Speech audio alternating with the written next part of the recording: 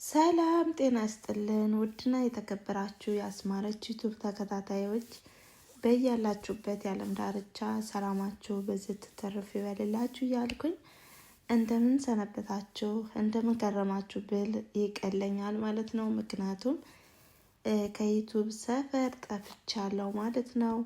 በሪከርድ እንዲሁም በቪዲዮ ከመጣው ማለት ነው። እንግዲህ በዚህ አጋጣሚ የጠፍተሽ ነው ምን ነው ጠፋሽ ላላችሁ ደግሞ አለውኝ እግዚአብሔር ይመስገን። ደግሞ ስላስታወሳችሁ ስለጠየቃችሁ ከልብ አመሰግናለሁ። በተረፈ እናንተ እንዴት ናችሁ? ስራ፣ ጤና፣ ህይወት እንዴት ነው? ከኔ ጋር እግዚአብሔር ይመስገን። ዛሬ እንግዲህ እስኪ ስለ ክረምቱ አንዳንድ ነገር ልበል በማለት ክረምቱ እንደምታዩትና እንደምትመለከቱት ገብቷል ከኛ ማለት ነው። እስኪ ስለ ክረምቱ አንዳንድ ነገር እያወራን አብረን እንቆያለን ማለት ነው። ከዛ በፊት ደግሞ ለዚህ ቻናል አዲስ የሆናችሁ ቻናሉን ሰብስክራይብ እንዲሁም ቪዲዮ ከወደዳችሁት ላይክ፣ ሼር እያደረጋችሁ አበረታቱኝ። ሁልጊዜ የምለቃቸው ቪዲዮዎች ደግሞ ቀድመው እንዲደርሷችሁ አብርታችሁ ቤተሰብ ይሁኑ እያልኩኝ ታዲያ እንግዲህ ዛሬ እንደምታዩት ክረምቱ ገብቷል። እንግዲህ አውሮፓ፣ አሜሪካ፣ ካናዳ የምትኖሩ ሰዎች እና እንኳን በሰላም ክረምቱ ገባላችሁ። በሰላም ገብቶ በሰላም የሰላም ክረምት ይሁንልን እያልኩኝ እና በዚህ መልኩ ነው እንግዲህ እንደ ሀገራችን አይደለም ክረምቱ። ከሀገራችን ክረምት ሲገባ ዝናብ ነው። ያው ዝናብ ስላችሁ ውሃ ነው ማለት ነው። እዚህ ሀገር ደግሞ ያው ክረምቱ በበረዶ ነው ማለት ነው የሚጀምረው።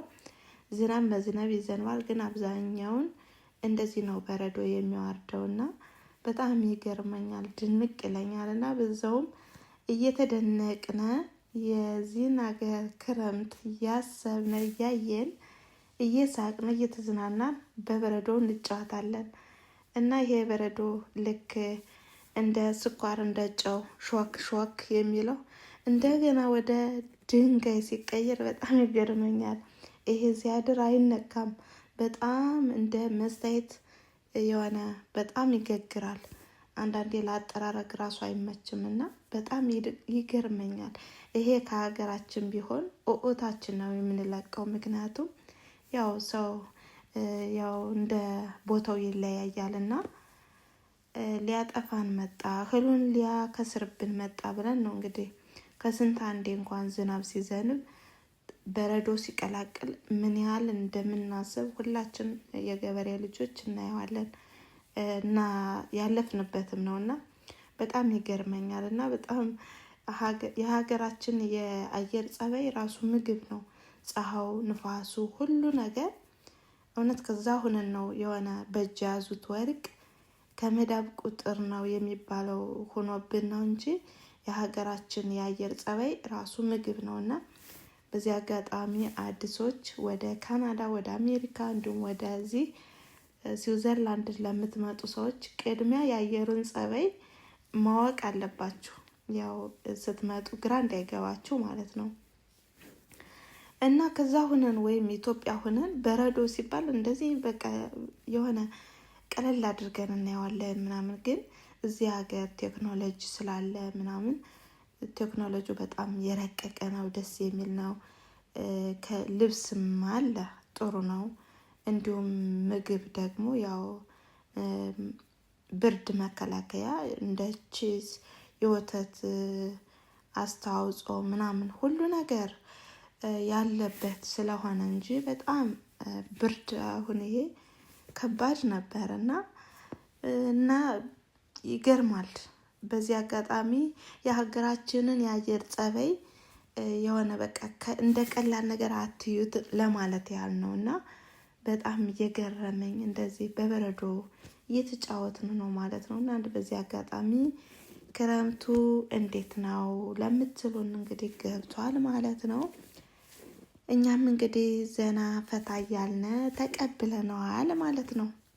አዎ ደግሞ ከሀገራችን እንደዚህ ገበሬው ዝናብ ሲዘንብ ደስ ብሎት እንደሚቀበለው ሁሉ እዚህ ሀገር ደግሞ በረዶ ካልዘነበ ያው ክረምቱም እንደገባ አይቆጠርም ወይም አልበለገም ማለት ነውና በረዶ ሲዘንብ ወይም ሲወርድ በጣም ነው ሁሉ ነገር ደስ የሚለው እና ሲቀር ደግሞ በጣም ነው የሚጨንቀው። ምክንያቱም እንደ ሀገራችን እንደ ዝናቡ ነውና የበረዶ ካልዘነበ ገበሬውም ምርታማ አይሆንም፣ እንዲሁም መሬቱ ራሱ ይደርቃል እና ይሄ በጣም የሚደንቅ ነው እያልኩኝ እንግዲህ ክረምቱን በዚህ መልኩ ተቀብለነዋል ማለት ነው።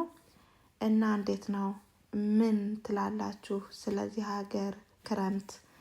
እና እኔ ከዚህ ሀገር እንደመጣው በጣም በረዶ ምንን ሳይ በጣም ይገርመኝ ነበረ። ያው እንዴት ነው አሁን የምዘልቀው እንዴት ብዬ ነው ምናምን እያልኩኝ የሆነ በቃ ማልቀበለው አይነት ስሜት ነበረኝ። ነገር ግን እየለመዳችሁ ስትመጡ የሆነ ትቀበሉታላችሁ። ቺስ ምናምን አልወድም ነበረ፣ ለመድኩት። እንደገና ወተትም እንዲሁ። ብቻ በአጠቃላይ ምን ልበላችሁ ግዴታ የሆነ በቃ አንድን ነገር ለመቀበል ሁሉን ነገር ትወዱታላችሁ ማለት አይደለም። ግን ለመኖር ለመቀበል ደግሞ ሁሉን መልመድ ግዴታ ነው፣ ግዴታ ይለናልና በዚህ አጋጣሚ ከዚህ በፊት ብዙ ነገር አይተናል። አረንጓዴ አማ የሆነ በቃ የሆነ በጣም ደስ የሚል ላይን ማራኪ የሆነ ቦታው በሙሉ አሁን በበረዶ ልብስ ብሎ ስናየው በቃ ሁሉን በቃ የሆነ አዲስ ነገር ነው ማለት ነውና እንግዲህ በሰላም ገብቶ በሰላም ይውጣ እያልን ክረምቱን በዚህ መልኩ ከላይ ኩፍያ ከታች ደግሞ ጃኬት ደራርበን እንደዚህ እንጆይ እያደረግን ነው ማለት ነው። እና እንግዲህ ለዚህ ክረምት ደግሞ እንዳይበርደን የሆነ እንዳይደብረን እያልን ሳቅ ሳቅ እያልን ነው ማለት ነው እያሳለፍነው ያለ ነው። እናም እንግዲህ የቻናሌ ተከታታዮች ቪዲዮውን እንደወደዳችሁ ተስፋ አደርጋለሁ። ደግሞ ሀሳብ አስተያየት ካላችሁም ደግሞ ላይክ ሼር እያደረጋችሁ ሀሳባችሁን በኮሜንት መስጫው ላይ ጻፉ፣ እኔም እመልሳለሁ ማለት ነው። በዚህ አጋጣሚ እንግዲህ 8000 አስገቡኝ። አሁን 7000 ላይ ነው ገና ያለሁት ማለት ነው።